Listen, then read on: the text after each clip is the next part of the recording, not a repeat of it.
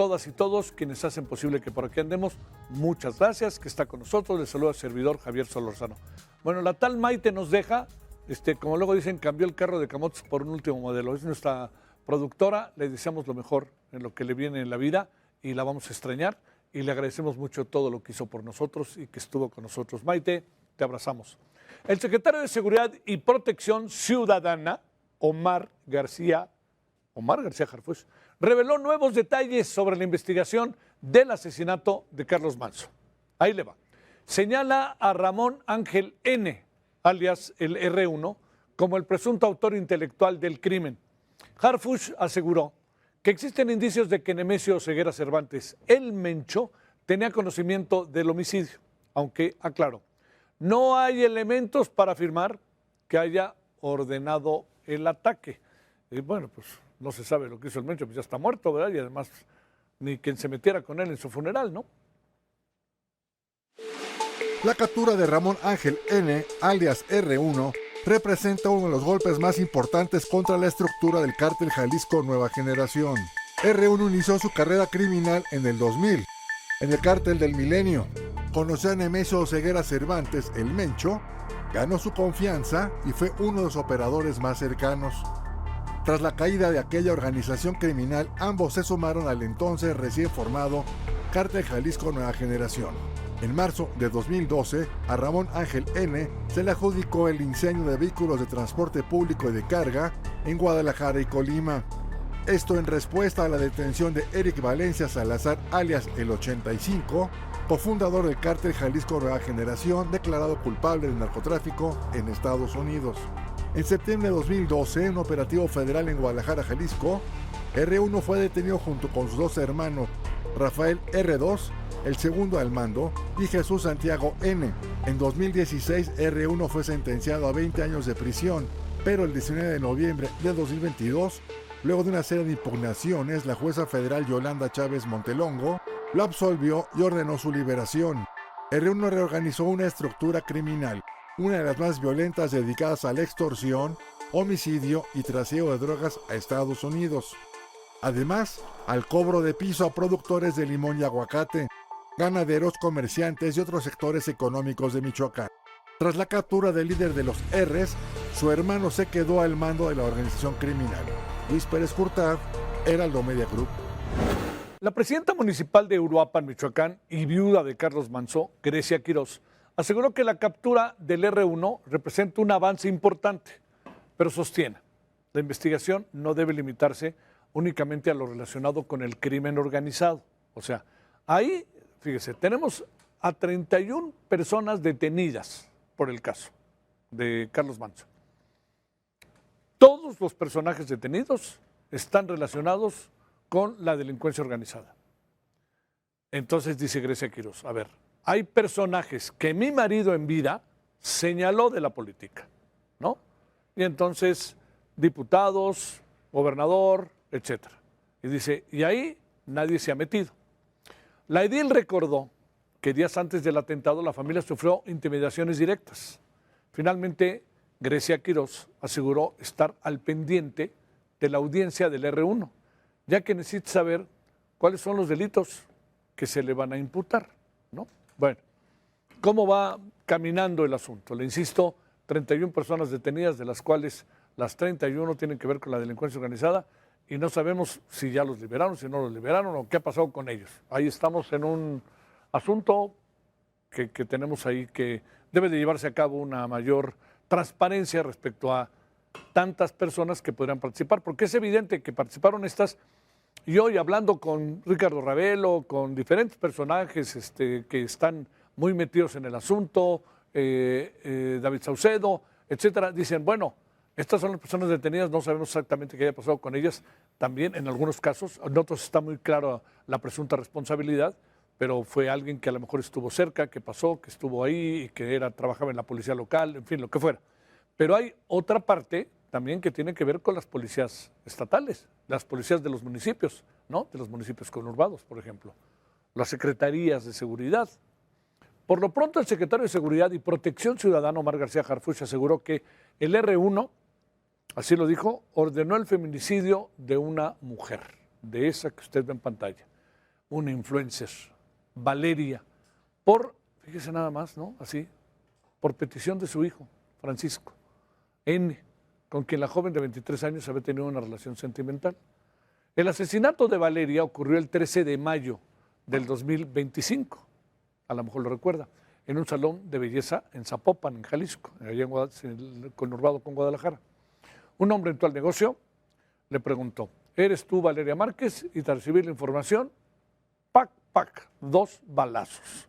No sé si usted recuerda todo este tema, precisamente un tema me parece tan delicado, ¿no? La influencer lo vio venir, ¿no? Como dijeron los que estaban incluso en la propia salón de belleza, la vieron venir lo que venía. Bueno, hoy hace ratito conversamos sobre el tema en Heraldo Radio 98.5 de FM con Ricardo Ravelo, periodista, escritor, especial, sí, ha trabajado muchísimo el tema de la delincuencia organizada. Bueno, parte de lo que nos contó fue esto. Que solamente centraron la investigación en la parte estrictamente criminal, pero dejaron de lado la parte política. Carlos Manso tuvo confrontaciones con el gobernador de Michoacán, el señor Ramírez Bedoya, con Leonel Godoy por la disputa de Uruapan, sí, sobre todo por este tema que no se puede desligar el crimen organizado y la política. Raúl Morón también Raúl Morón entra también en esta ecuación. Sí, también. Es una lista larga de personajes que tenían roces, diferencias, choques con Carlos Manso.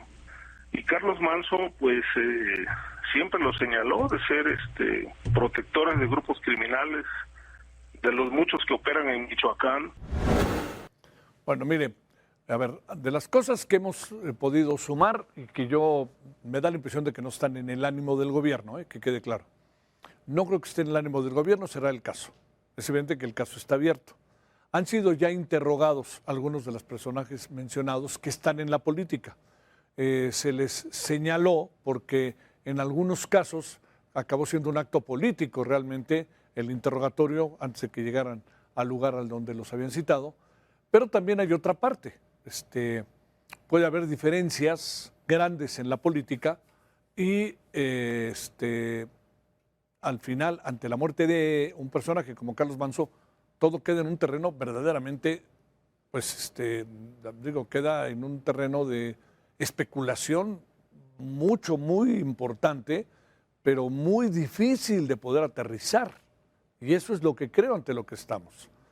Son los dichos de la presidenta municipal, de Grecia Quirós, pero cuando ella habla, no habla porque ella, digamos, los tenga como es que pues, estuvieron, no estuvieron. Ella tiene la narrativa, el conocimiento y lo que pasaba con su marido. Entonces el asunto se vuelve en ese sentido delicado, incluso para la justicia misma.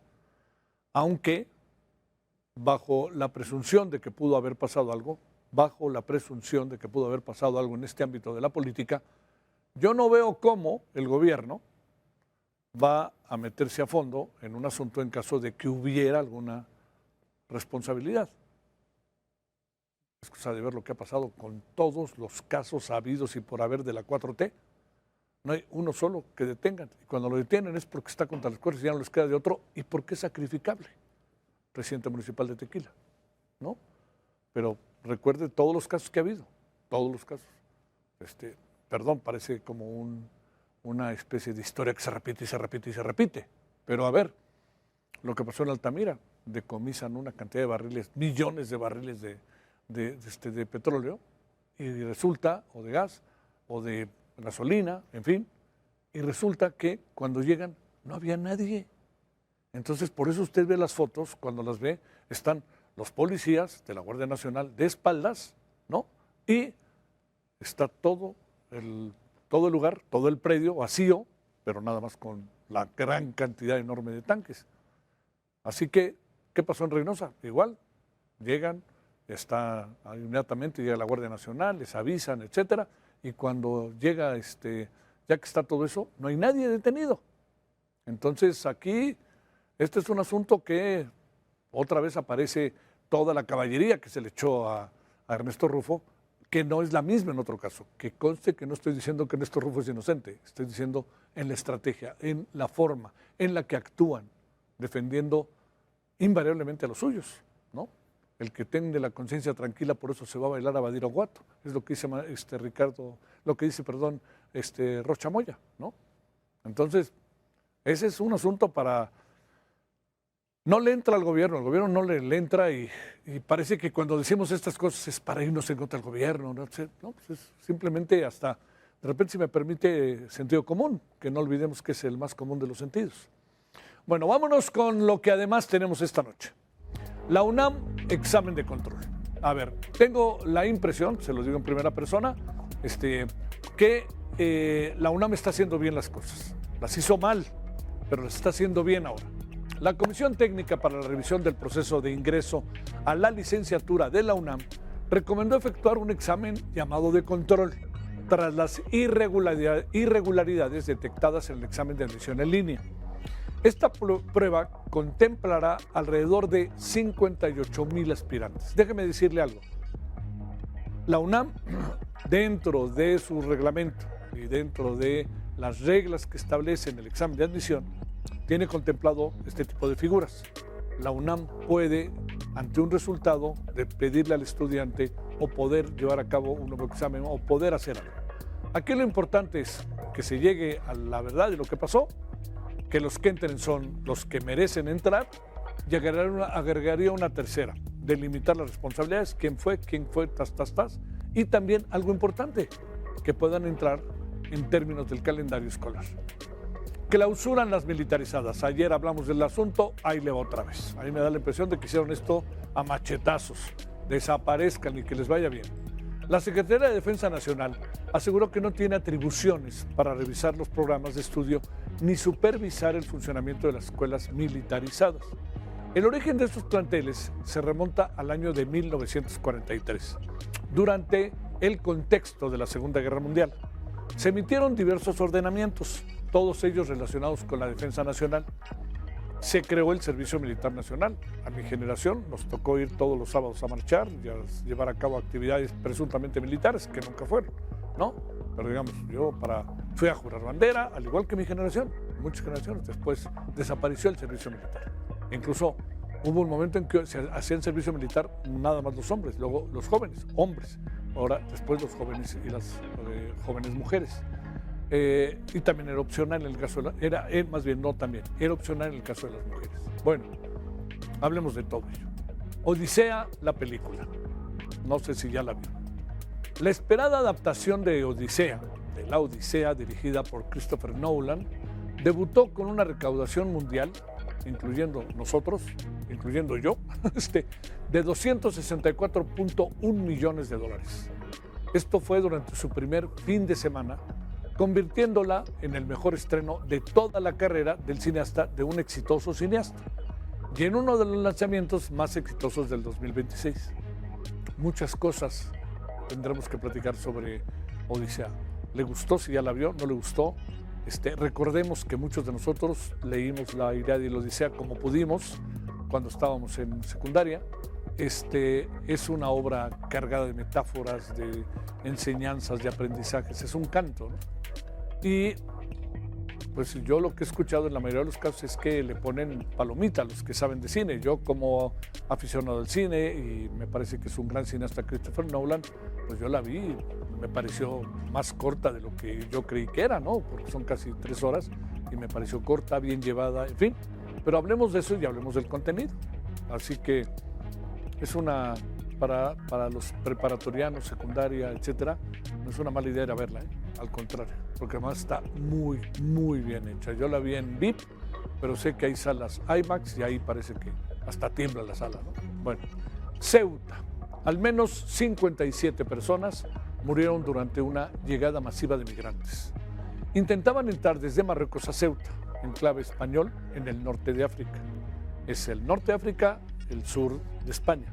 Es una distancia ahí, pero Ceuta es de España desde el siglo XV, XVI. Se calcula que 50,000 personas intentaron cruzar ayer. 50,000, hay quien habla de 60,000. Las autoridades españolas indicaron que la mayoría ya habría ya había regresado por donde vinieron. Vaya usted a saber lo que les vendieron. Algunos de los marroquíes entrevistados dicen, pues yo pensé que nos iban a recibir aquí con los brazos abiertos, yo ya me quiero regresar. Más los otros que por algo habrán ido y vaya usted a saber por dónde entraron las cosas. Pues fíjese que se cae la propuesta de Infantino. La FIFA confirmó que FIFA Forward Enterprise ya no seguirá adelante con este proyecto. El proyecto planteaba crear una empresa controlada por el organismo para manejar sus negocios y parte de la operación comercial de sus torneos, con la intención de generar más recursos para 211 asociaciones miembros. Gianni Infantino reconoció que la iniciativa provocó a poco división entre las federaciones, las confederaciones y otros sectores del fútbol. Ya sabe que el fútbol nuestro de cada día, que es negocio, negocio, negocio, más negocio, dijo que ellos esperaban y que iban a hacer un análisis de las cosas. Creo que alguien hoy puso que iban a ir al VAR. Reforma puso que iban a ir al VAR. Y esto que le digo, a mí me parece importante porque ahora ya sacó un boletín que dijo, para nosotros está cerrado el asunto. Pues sí, vi que la Riola de la que se salvaron, porque con lo que estaban haciendo hoy Europa, L'Equipe, La France, todos estos diarios italianos, franceses, alemanes dicen México está dividiendo a CONCACAF porque Estados Unidos se quedó callado. La idea pasa por Estados Unidos, por supuesto, hombre. Mire, una manera de entender lo que estaban pensando es que le preguntaron a Trump cómo había visto el Mundial. El Mundial. Y dijo, para mí esta es una de las mejores FIFAs que se han presentado.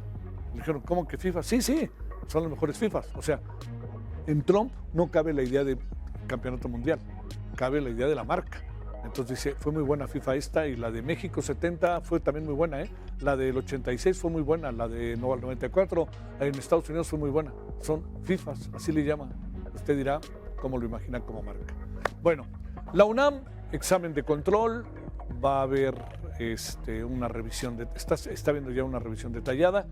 Hay que estar atento a cuándo va a hacer todo esto, muy probablemente sea la semana que entra. Clausuran las militarizadas a machetazos, pero las clausuraron. Vamos a hablar, va a hablar José Antonio Valdés con usted de Odisea, la película. Vamos a hablar de Ceuta, esta migración tan brutal que cayó a lo largo de estos días. No es la primera vez, en 1921, en 2021, 2022 también hubo una. Y bueno, pues ya le contaba que se cae la propuesta de Gianni Infantino de hacer un mundial, pero auténticamente a través de una empresa, y que la empresa comprara a la FIFA y nos comprara a todos, así tal cual, ¿no? Bueno, vamos a la pausa, pero déjeme decirle algo respecto a lo de la FIFA. Me da la impresión de que esto va a pasar tarde que temprano. Bueno, al rato se lo cuento. Vamos a una pausa, vamos a regresar para hablar sobre la UNAM. La UNAM es un pulmón, es un corazón, es el alma en muchas cosas del país. Entonces lo que pasa ahí por eso trasciende tanto, porque otras universidades se verán a sí mismas, verán los errores que tiene la UNAM. Entonces por eso todo lo que pasa en la UNAM adquiere una dimensión muy grande, porque también hay que no quiere la UNAM, ¿no? Y que le quiere pegar con todo. Bueno, vamos a hablar de la UNAM, del examen de control y de lo que su servidor piensa que empieza a ser la solución a un lío que fue grande. Vamos a ir regresando. La convocatoria al examen de control no constituye una imputación de conducta irregular. Si bien del análisis estadístico identifica cambios sustanciales en la distribución general de aciertos, no permite por sí solo discernir conductas individuales irregulares, ni determinar la forma en que fue obtenido cada resultado. Ante esta situación, la universidad debe actuar con apego a la ética, la integridad y la honestidad académica, a la equidad en el ingreso y a la observancia de su normatividad.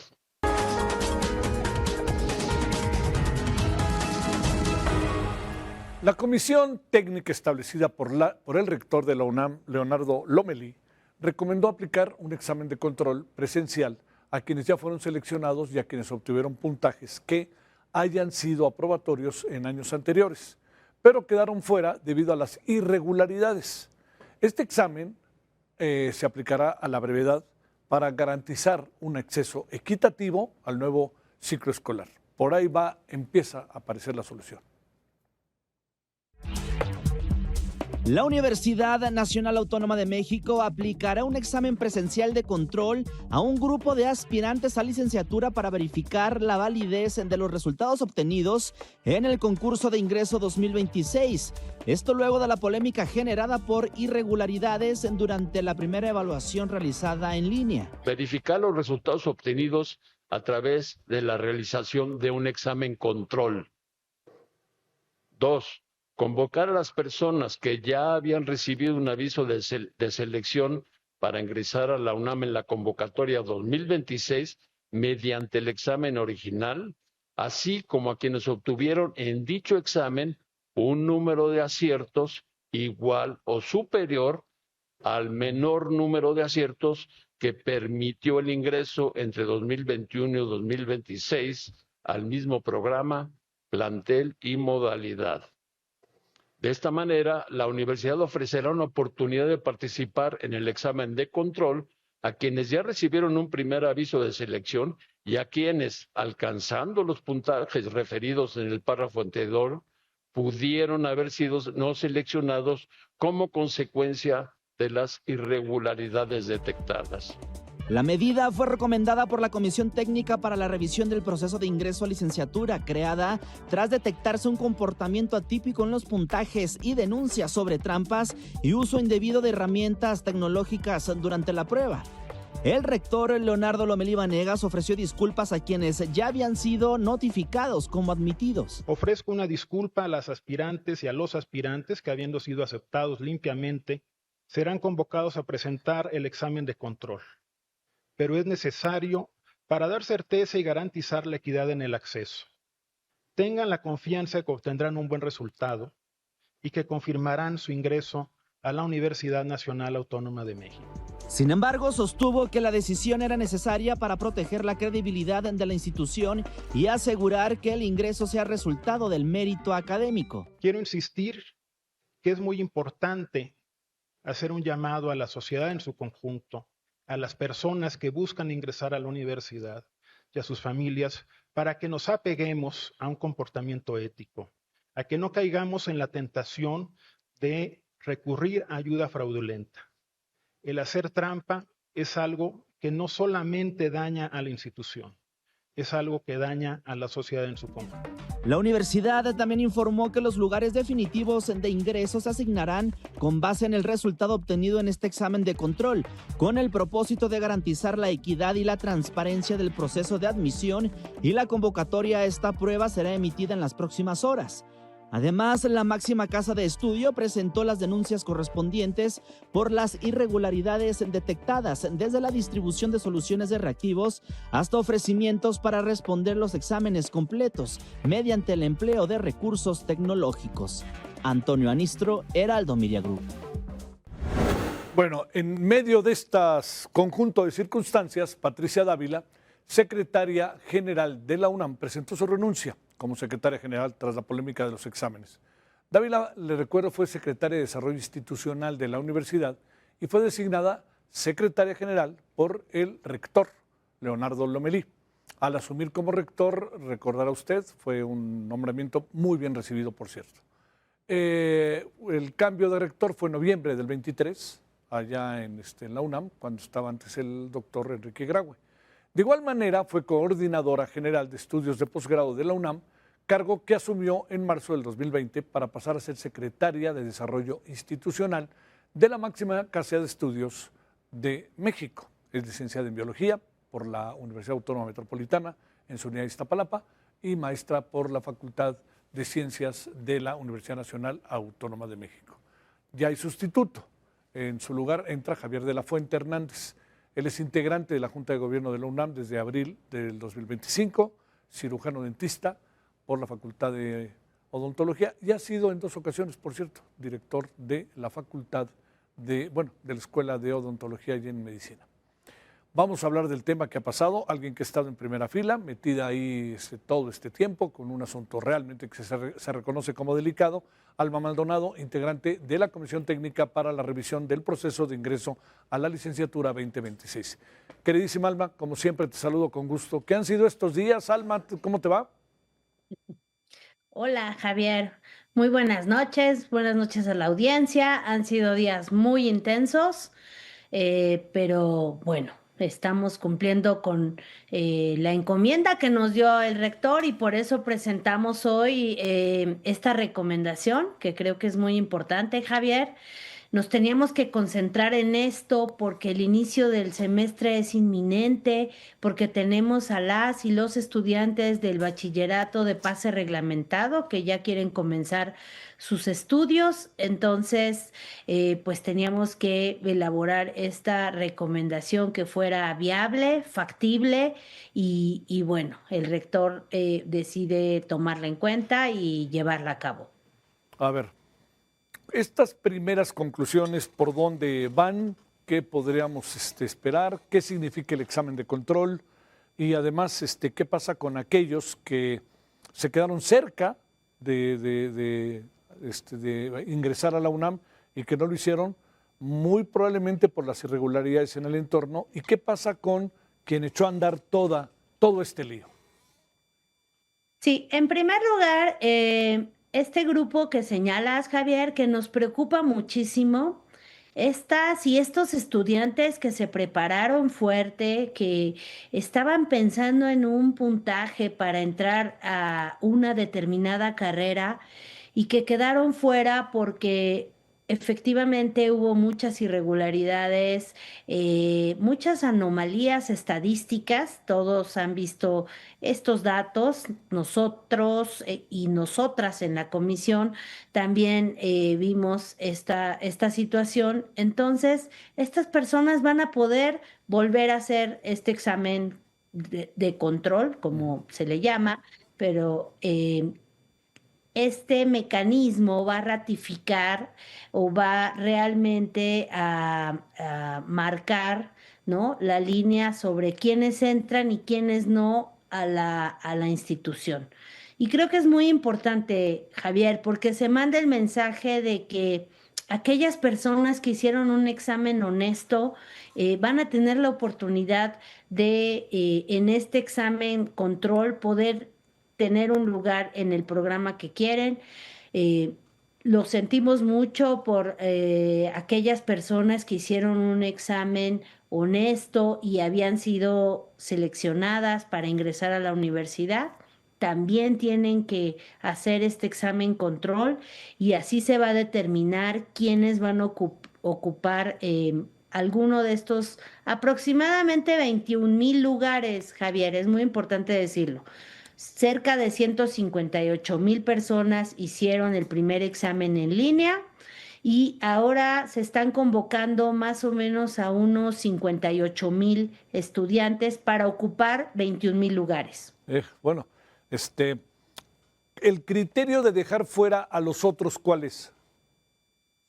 Sí, el criterio es que las personas que quedaron muy lejos de esos puntajes, pues les mandamos un mensaje de decir, hay que ponerse a estudiar más fuerte, ¿no? Los especialistas, las personas que han estudiado estas evaluaciones saben que una persona que obtuvo un puntaje muy lejano difícilmente va a poder alcanzarlo en un periodo tan corto de tiempo, Javier. Básicamente de eso depende. Estamos hablando de poco tiempo. Quiero dejar muy claro a las personas que nos están viendo que la Universidad Nacional es la que va a decidir cuándo, cómo, etcétera, pero ante la premura de que iniciaba ya el semestre, pues esto va a ser pronto, ¿no? Sí. Definitivamente hay que estar pendientes de qué información nos da la Universidad Nacional sobre cómo va a implementar. Eso no le toca a la comisión. Nosotros y nosotras solo hicimos las recomendaciones. Es dentro de las recomendaciones que ustedes hacen, déjame reiterar, Alma, es un examen presencial. Es un examen presencial, es un examen que cumple todos los requisitos y el rigor evaluativo, ¿no?, que se requieren estas pruebas. Es un examen similar a los que se han hecho anteriormente. También son 120 reactivos, pero va a ser un examen presencial vigilado por personas que van a estar ahí en un lugar. Y bueno, por supuesto que hay un estrés adicional siempre. Claro. Una cosa es hacer el examen en tu casa. Si tienes todas las condiciones, hay que decirlo, Javier. Ey. Este examen en línea, pues siempre requiere unas ciertas condiciones que no todo mundo tiene. Ujú. Y bueno, esa es parte de toda la discusión ahora. Ese será un siguiente momento. ¿Qué pasó? ¿Cómo se tomaron las decisiones? Y ahí también la comisión hará sus recomendaciones respectivas, ¿no? Pero ese es un segundo momento. Lo importante ahorita, Javier, es dar certeza, es quitarle el estigma a estos estudiantes que van a entrar en este año Ey. sobre el proceso. No estamos señalando a nadie, Javier, no hay elementos. No estamos identificando a estudiantes por haber incurrido en prácticas deshonestas. Estamos diciendo todo el proceso tiene una duda y no vale la pena ingresar hacia la universidad. Es una cuestión de integridad académica, de honestidad y de transparentar el proceso. Oye, ¿entraron en el terreno de qué es lo que pudo pasar? ¿O ese no estaba, la comisión no entró en ese terreno? Cuando digo qué pudo pasar, es decir, ¿por qué la irregularidad? Sí, creo que vamos hacia allá. Esa es una siguiente etapa, Javier. En este momento fueron trabajos muy intensos, como digo, para tratar de ofrecer una solución a esta situación en concreto. La comisión está facultada por el rector para analizar el proceso, la decisión. Yo creo que es claro que las personas se preguntan por qué se fueron en línea, si podían suceder todas estas situaciones. Bueno, hay que analizarlo, hay que ver quién tomó esa decisión, por qué no se hizo de manera paulatina.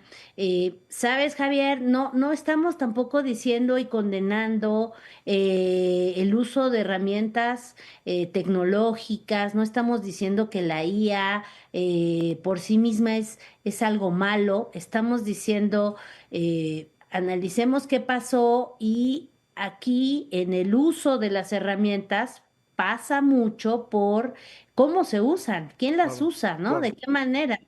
La parte ética es muy importante, entonces tampoco queremos mandar el mensaje de olvidémonos, ¿no? De estas nuevas No, herramientas no, que no. además Sí, llegaron para quedarse. ujú, sí, claro. Alma, pues gracias. Te estaremos buscando la semana que entra. Se tendrán ya que tomar, ya están tomadas decisiones, pero ahora tendremos que calendarizar, ver toda una serie de cosas y también realmente llegar al origen de por qué pasó lo que pasó. Te mando un gran saludo, Alma.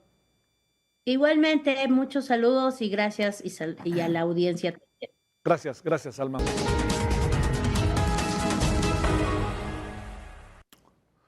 Tras la prohibición de la SEP a academias militarizadas, la Secretaría de Defensa Nacional se deslindó auténticamente de la supervisión de este modelo. Afirmó que no tiene atribuciones para revisar su funcionamiento ni programas de estudio. El secretario de la Defensa Nacional, Ricardo Trevilla, señaló que desde 2008 se eliminaron las disposiciones que otorgaban a la Sedena facultades relacionadas con esos planteles. Actualmente la institución castrense no tiene intervención en sus operaciones. Asunto importante, como se vea, ¿eh? Bueno, ¿qué es lo que ha venido detonando la toma de conciencia de lo que pasaba en algunas de estas escuelas? No quisiera generalizar, no soy empático a este tipo de escuelas, pero esa es otra cosa. Todas son iguales, las podemos medir iguales, les damos un machetazo y entonces ahí se quedan todas fuera y entonces ahora el secretario de Educación Pública vean cómo actuamos con firmeza. Lo cierto está en que hay cosas que se pudieron evitar. El feminicidio de Dafne, la menor de 13 años que murió en un colegio militarizado en Tamaulipas. Al cierre de escuelas con este modelo en el país, pues abrió un debate nacional, porque muchas de ellas, insisto, están incorporadas a la SEP.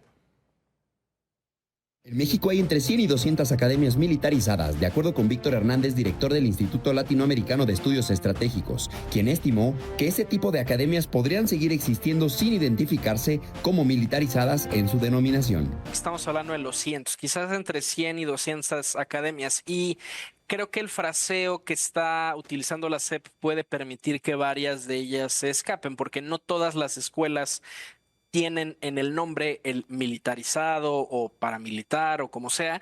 Hay muchas que tienen el nombre de un personaje, no sé, Benito Juárez, y más bien es en el formato del temario donde se anuncian como militarizadas.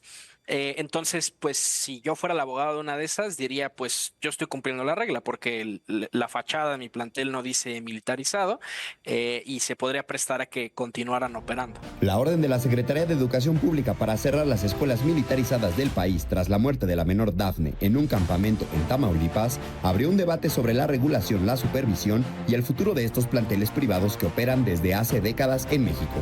Aunque no existe un padrón nacional oficial, registros educativos y reportes periodísticos documentan la operación de decenas de escuelas militarizadas en el país, desde primaria hasta bachillerato.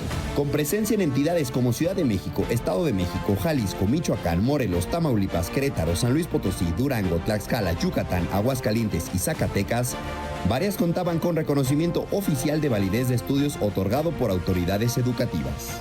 Las escuelas militarizadas existen desde hace más de un siglo en México y en ese sentido la Secretaría de Educación Pública no puede alegar que esto era una irregularidad o que no tenían amplios expedientes y solicitudes de REVOES de muchas escuelas que tienen este formato. Pero el especialista advirtió que el problema no se resuelve con el cierre de los planteles, sino con una investigación exhaustiva sobre las novatadas, los mecanismos de supervisión y la responsabilidad de las autoridades educativas. Por su parte, el titular de la SEP, Mario Delgado, precisó que las academias que adoptan la modalidad de academias militarizadas es para encubrir abusos, maltratos y violencia. La educación militarizada existe, pero no es para educación básica, no es para niñas, niños o adolescentes. Esa la ofrece exclusivamente la Secretaría de la Defensa, pues para la formación de quienes van a integrar el Ejército Mexicano o la Guardia Nacional. Pero no tiene nada que ver con la educación básica, esa es otra cosa. Mientras la SEP mantiene su decisión de cerrar estas instituciones, el debate continúa entre quienes exigen erradicar las novatadas y quienes advierten que la solución no puede limitarse al cierre de escuelas sin revisar el vacío legal y la falta de supervisión que permitieron su operación durante décadas. Marco Fragoso, para Heraldo Media Group. Marco Fernández, profesor e investigador de la Escuela de Gobierno y Transformación Pública del TEC de Monterrey, coordinador del Programa de Educación y Anticorrupción en México Evalúa. Bueno, Marco, una reflexión sobre esto que yo me da la impresión que cerraron las escuelas a machetazos, pero bueno, a ver, ¿qué es lo que ves? Hola Javier, buenas noches. Pues en efecto, me parece que la decisión de la autoridad tiene más una intención de tratar de calmar las aguas en medio de la crisis desatada de pues el trágico acontecimiento que observamos en Tamaulipas con esta escuela privada en donde falleció esta niña, esta estudiante, y en donde la autoridad, en vez de analizar con cuidado, a ver cómo está este esquema.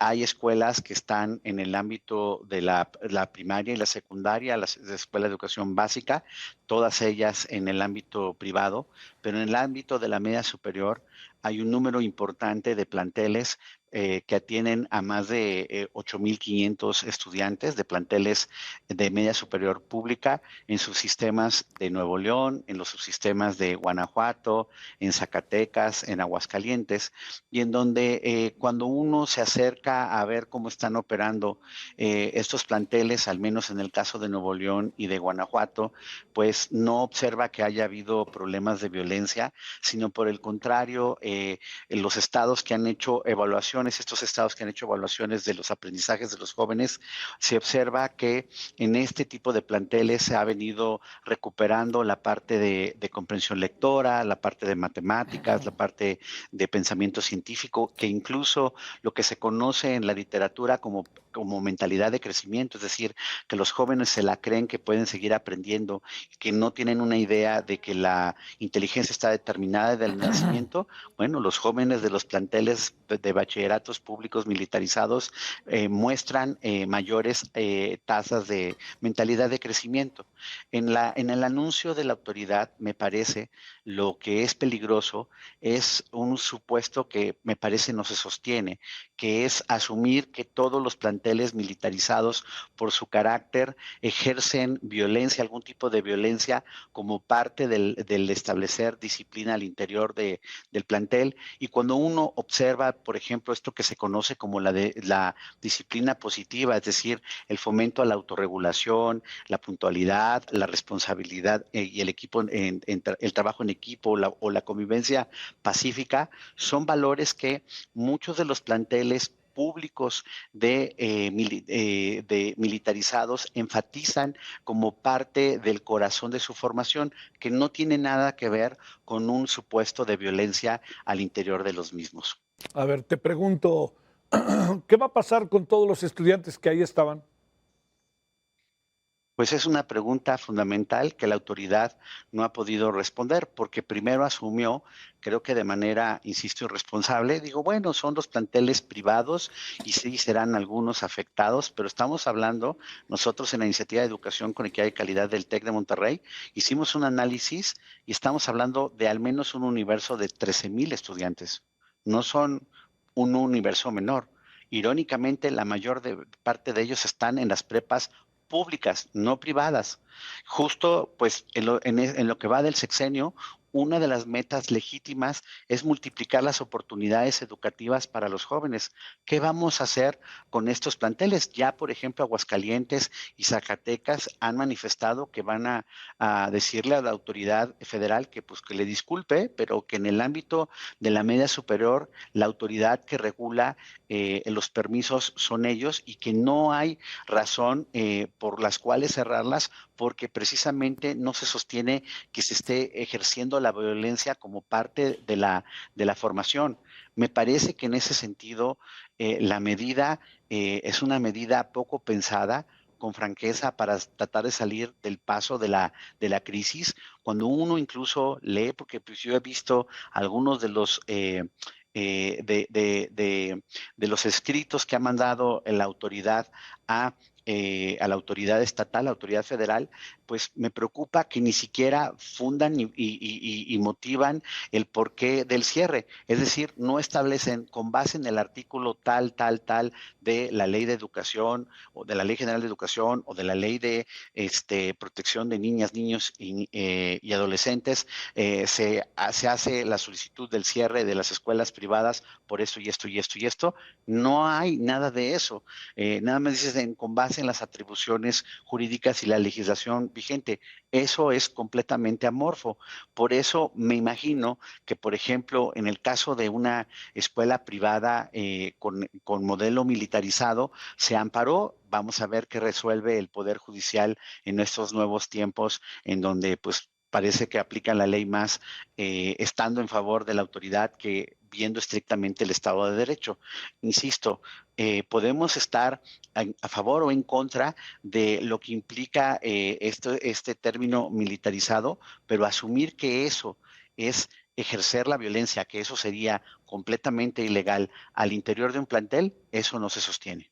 Te mando un gran saludo, Marco Fernández. Gracias por tu tiempo. Que tengas buena noche. Gracias, como siempre, Javier, por el espacio. Muy buena noche. Gracias, buenas noches.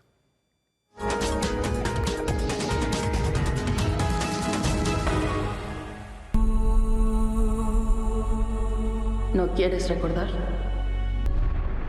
Ha causado una enorme atención esta película, La Odisea de Christopher Nolan.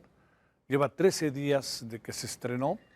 Es la película que Christopher Nolan pues, ha tenido mayor éxito en taquilla. Ha superado los $700 millones. Los mercados internacionales aportaron ganancias por 407 millones. Este proyecto se convirtió en una de las más taquilleras de este 2026 y lleva 2 semanas apenas. ¿Es un fenómeno? ¿No es un fenómeno? A mí me gustó mucho, pero así debe de verse. ¿Cómo lo ve un crítico especializado, docente, además, profesor universitario, el señor José Antonio Valdés Peña? Querido Toño, te saludo con gusto, como siempre. ¿Cómo has estado? Javier, querido, qué gusto escucharte y qué mejor que podamos platicar pues de esta película tan especial que Christopher Nolan. Cuando tú empiezas a pensar en la película, ¿en qué momento en tu odisea de vida has tenido las mismas? ¿Qué supones que hace que el público tenga un interés mayúsculo, que las páginas de diarios, que los comentaristas como tú, que mucha gente estén tan atentos a esta película? ¿Qué supones que pasó en el camino, Toño? Bueno, supongo en primera que es un proyecto que se viene masticando desde hace mucho tiempo. Si tú ves la filmografía de Christopher Nolan, la estructura de la Odisea ya se venía trabajando. Toño, te pregunto, ¿tienes la impresión de que la gente dijo, regreso al cine para ver esto? ¿Esto no lo quiero ver en la televisión de mi casa? Sí, mira, desde luego que sí, pero es toda una campaña y son todo un grupo de dianas hasta la médula, querido Javier. Bueno, muchas gracias, Toño. Oye, lo que son las cosas, gracias a ti. El mismo actor de Holland es el mismo de Spider-Man, ¿no? Sí, esa paradoja, ¿verdad? Exactamente Telémaco, el hijo de Odiseo. Y sí, pues de la Odisea, porque sí es algo muy especial. Toño Valdés, te mando un gran saludo. Toño, gracias por tu tiempo. Gracias, querido, estamos a tus órdenes, un abrazo. Pues mire, yo le digo que la vi en una sala VIP, no en una sala IMAX. He recibido críticas, incluso familiares, de cómo es posible que no la fuiste a ver allá. Bueno, lo que sí le digo es que yo creo que vale la pena, se lo decía al inicio de la emisión hoy, para nuestra generación fue una lectura obligada que costaba trabajo, No le voy a decir, ahí sí me lo eché y era feliz, no, me costaba trabajo, no me enganchaba, no entendía. Si uno tiene buenos maestros, a uno lo canalizan, pero de otra manera se vuelve algo muy difícil. Entonces, dicho lo cual, este es un momento como para recordar algo que a lo mejor muchos de nosotros, o su servidor, no tuvo la capacidad de ver la trascendencia que tenía. Y ahora, visto con la película, visto en otras versiones también cinematográficas, conozco dos. Esta, confieso que me gustó mucho, a lo mejor también cuenta mucho lo reciente, ¿no? La acabo de ver, en fin. La otra la recuerdo no tanto, pero también me pareció espectacular.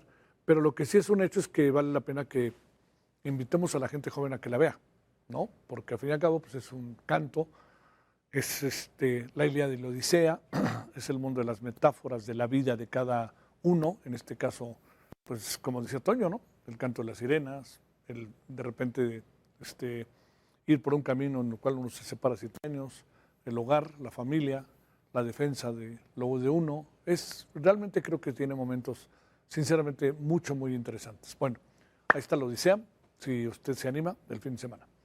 Bueno, vamos a hacer una pausa y vamos a regresar con la crisis migrante que está realmente desatada en España. Va resolviéndose allí en Ceuta, va resolviéndose, pero no está resuelta y yo creo que sí tienen que tomar medidas importantes. El discurso promigrante de Pedro Sánchez, presidente de España, realmente sumamente interesante, atractivo. Pero le diré otra cosa. Ese mismo discurso, allá dentro en España, no está siendo muy bien recibido.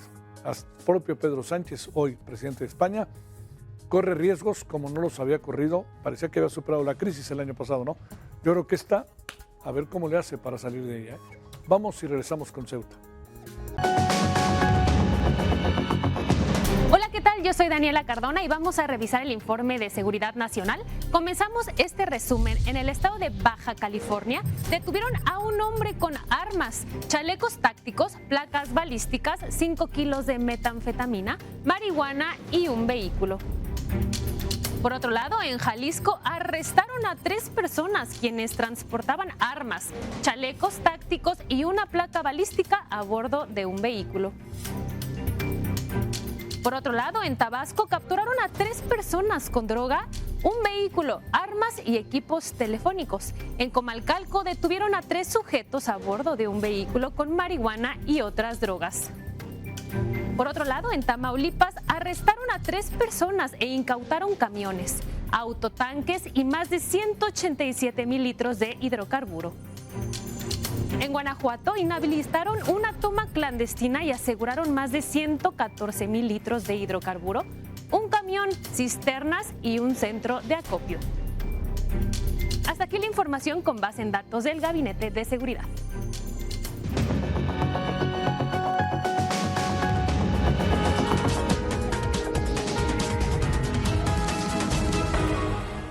la llegada de 60,000 migrantes provenientes de Marruecos a Ceuta equivalieron al 70% de la población de la ciudad. Imagínense, 70% de la población de Ceuta. En este acceso masivo murieron 41 personas mientras cruzaban por el océano. Hay cifras que alcanzan a los 54, pero estoy hablando de cifras oficiales. El presidente de Ceuta es Juan Jesús Vivas. Señaló que la situación, dijo, es insostenible. El mandatario español Pedro Sánchez llegó esta mañana a tiempo de España, tiempo de Europa, a primera hora a Ceuta. Calificó el acto como una violación de la integridad territorial de España. Todas estas acciones amenazan al país ibérico de que sea suspendido al espacio de Schengen por parte de Italia, que ahí combinan todas estas cosas, están de la mano juntos. Derivado de la situación, el presidente Sánchez, ya le digo, visitó la ciudad al norte de África. El mandatario se reunió con el presidente Jesús Vivas porque pidió la declaración de emergencia, a lo que Sánchez se negó. Pues reiteró que la llegada de los migrantes representó una violación al territorio español, producto de las mafias que engañan a los jóvenes. Sánchez precisó que los 3 ejes de la política migratoria: protección a la frontera, lucha contra el crimen organizado y políticas de integración en los países de tránsito. En ese sentido, la repatriación de indocumentados sería express, con el apoyo de la Comisión de Asilo. Pedro Sánchez señaló que la seguridad de los ceutíes está bajo control y que el Estado se encargará de proteger en todos los frentes. Veamos. Decirle a los ceutíes que toda España está con ellos. Toda España está con ellos y, en consecuencia, el Gobierno de España está con la ciudad de Ceuta. En segundo lugar, definir lo que ha sucedido en el día de ayer como un ataque, una violación de la integridad territorial de España. Donald Trump advirtió que si ganan los demócratas en las próximas elecciones, Estados Unidos se enfrentará a una situación similar a la de Ceuta. Esto en alusión a las próximas elecciones presidenciales. El mandatario estadounidense calificó de terrible la crisis migratoria española. Trump, desde que regresó a la presidencia, celebra que en su administración se redujo de manera considerable la entrada de indocumentados a su país. Por eso advierte que si la oposición llega al poder, los estadounidenses no vivirían bien. Incluso sacaron algunas imágenes de lo que estaba pasando en Ceuta y dijeron: vean ustedes esto, si llegan los demócratas, así van a meterse los mexicanos o los migrantes a nuestro territorio. Bueno, hablemos de este tema porque es un cruce enorme, no sabemos qué tanto se ha resuelto, se habla de que ya regresaron a un buen número de migrantes y está con nosotros Luis Guacuja Acevedo, internacionalista, experto en la Unión Europea. Luis, gracias por tu tiempo, ¿cómo te va? Muy buenas noches. ¿Qué tal, Javier? Un gusto saludarte a ti y al auditorio. ¿Cómo ver todo este asunto que no parece ser necesariamente una lucha por un territorio, porque esto es un asunto que data de 1600, 1700, o a lo mejor sí lo es y revivieron nuevas circunstancias? Adelante, Luis. Bueno, primero ubicar quizá geográficamente el asunto, ¿no? Esta península del norte de África, esta península que una parte de ella pertenece a España, ¿eh? Y pues está después de esta península el estrecho de Gibraltar, y lo que hemos visto es esta oleada masiva de migrantes que llega desde la frontera de Marruecos a Ceuta, que es territorio español, y de ahí, bueno, muchos salen nadando para llegar a la península ibérica, ¿no? Y bueno, estas imágenes muy mediáticas, si las vemos de manera aislada, quizá impactan, por supuesto, decenas de muertos, pero si vamos uniendo un poco las piezas, y acabas de mostrar justamente lo que ha expresado el mandatario estadounidense, que ha sido alguien que ha tenido cierto grado de hostilidad frente a España, porque España es un país que se ha negado a este compromiso de aumentar el gasto militar en la OTAN, por ejemplo. También España ha acogido una cumbre de la socialdemocracia de distintas partes del mundo, pero también España ha condenado, como casi ningún otro país de la Unión Europea, el genocidio que ocurre contra el pueblo palestino. Y España también ha plantado cara a la propia Unión Europea después de que hace poco se aprobara un reglamento de retorno, un reglamento que endurece las medidas en contra de los migrantes, y en sentido contrario, lo que ha hecho España es regularizar a cientos de miles de migrantes que están en territorio español. Si juntamos todas estas piezas, además de la reciente visita del presidente del gobierno español a Argelia, pues bueno, esto además nos recuerda algo que sucedió en 2021 cuando Brahim Ghali, el representante del Frente Polisario, este Frente de Liberación de la República Árabe Saharaui Democrática, en tiempos de la pandemia, va a hospitalizarse a España, y España le abre las puertas para que pueda recuperarse. Esto Marruecos lo vio como una afrenta y sucedió algo similar, no de estas mismas dimensiones, pero se ve que es algo maquinado, que con engaños a la gente que pues tiene esa necesidad, que le dicen puedes entrar a España sin problema, y cargan camiones repletos de gente para dejarlos en la frontera de Marruecos con Ceuta. Y este es el escenario que tristemente estamos viendo, que sí, insisto, juntando las piezas del rompecabezas, parece que tiene mucho más sentido. Oye, se habla de que liberaron a 2,000 reos y que estos 2,000 reos podrían formar parte también de estos 50,000 migrantes que cruzaron, lo que hizo que Ceuta estuviera con una enorme preocupación de quiénes son los que están viniendo a mi territorio.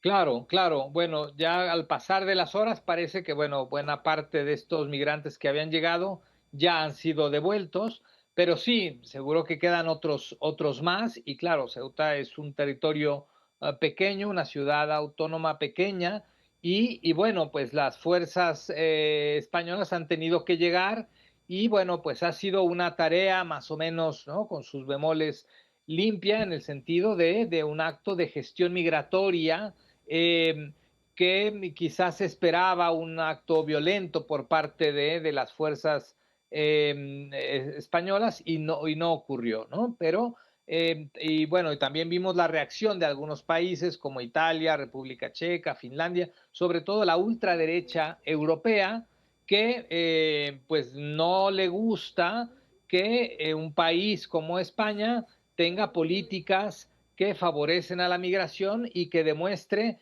que los migrantes no son un problema, que al contrario, que han ayudado a la economía, que hacen aportes a la seguridad social, que pagan impuestos, y que por otro lado, pues como ocurre en muchas partes del mundo, los migrantes son poco demandantes de servicios públicos, no son un problema, y esto choca de manera frontal contra el discurso de ultraderecha, que quiere ver en el migrante el enemigo de todos los males de la sociedad, ¿no? Los migrantes, al decir de la ultraderecha, son los culpables de que no haya empleo, son los culpables de la mala situación económica, de la inflación y de otros aspectos que más bien tienen que ver con el modelo económico, con problemas internacionales en términos monetarios, y no precisamente con que lleguen migrantes a un lugar. Oye, a ver, ¿por qué se convierte en tan importante Ceuta? ¿No? Entiendo que hay razones. Algo nos dijiste en la primera participación que tuviste, perdón Luis, pero ¿por qué se convierte en algo tan importante para la región? Bueno, pues es la puerta de entrada, pero también tiene un sentido histórico, ¿no? Claro. En algún tiempo, bueno, el área de la República Árabe Saharaui, pues era territorio español, ¿no? Había el dominio español sobre el Sáhara Occidental, y bueno, hay una coincidencia ahí de que, bueno, cuando se da el golpe de Estado por parte del general Francisco Franco, que después se convierte en la dictadura más larga del siglo XX, procede de Marruecos, ¿no? Y bueno, no es casualidad, por lo tanto, que, por ejemplo, México, que rompe relaciones con la dictadura franquista, es uno de los primeros países que reconoce a la República Árabe Saharaui Democrática, ¿no? Y esta disputa está ahí, y es algo que ha sido un dolor de cabeza para la administración de Pedro Sánchez. Costó por ahí la dimisión de una de sus ministros de Asuntos Exteriores, porque el manejo debe ser cuidadoso. Recordemos que también en Marruecos domina pues un rey con altos índices de corrupción, bastante opaco, que vive en París, que se conoce como el rey ausente, y también, bueno, se ha demostrado muchas veces en el Parlamento Europeo la influencia por medio de dinero y corrupción para cabildear en favor de Marruecos, ¿no? Así como el Qatar Gate, también está el Morocco Gate en el Parlamento Europeo. Entonces es una situación compleja que se suma a la relación y a las tensiones que ha habido históricamente entre España y el Reino de Marruecos. Oye, ¿le puede costar muy caro a Pedro Sánchez todo esto? Porque hoy hubo una manifestación realmente grande que acabó en la Moncloa. ¿Le puede costar caro en términos, le puede costar incluso el cargo a Pedro Sánchez, que había logrado como sea?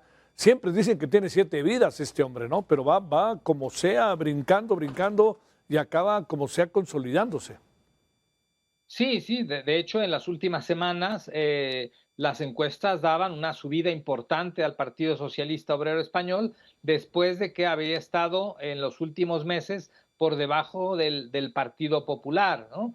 Y claro, este tema pues sí, es una presidencia con cierto nivel de fragilidad porque se ha resquebrajado un poco el tema de las alianzas políticas, pero hace unas semanas, esta sentencia del Tribunal de Justicia de la Unión Europea que da por válido el tema de la ley de amnistía que se decretó en favor de muchos de los perseguidos políticos catalanes independentistas, que fue un gran triunfo mediático y político y jurídico para el gobierno de Pedro Sánchez, ahora se ve opacado por esta otra circunstancia que, insisto, no es casual, no es espontánea, sino que tiene detrás pues una manipulación y, claro, la ultraderecha en Europa y la de España pues tratan de jalar agua para su molino, para su beneficio narrativo, cuando menos. Luis, ¿crees que le podría costar el cargo?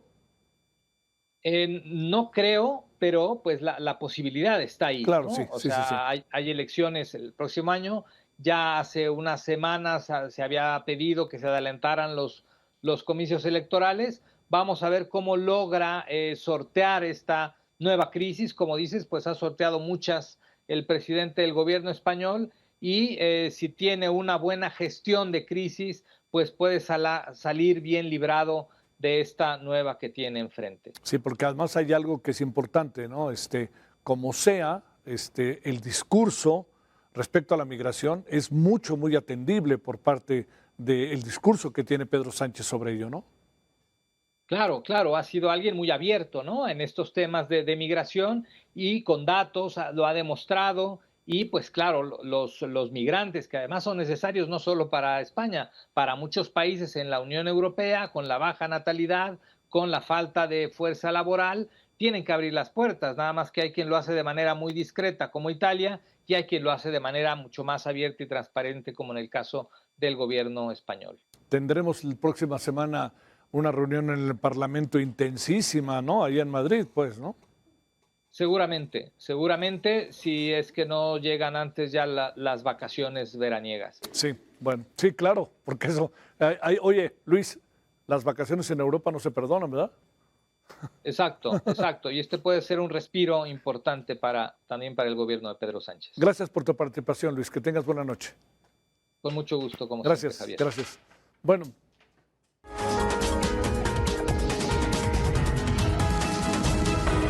Bueno, el presidente de la FIFA, Gianni Infantino, desistió en su intento de crear una filial para comercializar la Copa del Mundo.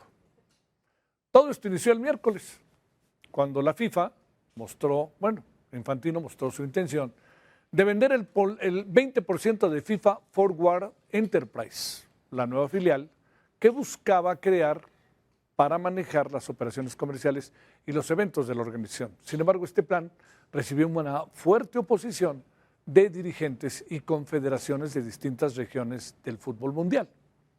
La entidad rectora del fútbol le dio a las 211 federaciones que la forman un plazo de poco más de 50 días para que comunicaran si aceptaban los 53 millones de dólares que pretendía otorgar a cada una si respaldaba la propuesta. El proyecto recibió la negativa de la UEFA, que amenazó con que sus selecciones no participarían en las competencias FIFA si la propuesta se mantenía. La CONCACAF también se sumó a las intenciones de la UEFA, pero México dijo, vamos a revisar, etc. México se echó para atrás, punto. Rompió la cohesión que había en CONCACAF y supongo que Estados Unidos también. CONMEBOL aseguró que primero está el fútbol. CONMEBOL, para que usted se dé una idea, es Sudamérica. Por lo que el plan al final se desmoronó. Al final de todo esto, Infantino dijo, ya me voy, olvídense de la propuesta, no quiero armar más relajo. Eso fue lo que dijo. Pero algunos piensan que esto es un plan con maña. No lo hago ahorita, pero ahí veremos si en mediano plazo no lo hago y sobre todo cuando se acerque la organización y el planteamiento de que 48 sean 64 selecciones las que participen en el Mundial dentro de 4 años. Bueno, tenga buen fin de semana, pásela bien, descánsele, repósele, cargue baterías. Maite, que te vaya muy bien, pásela bien, adiós.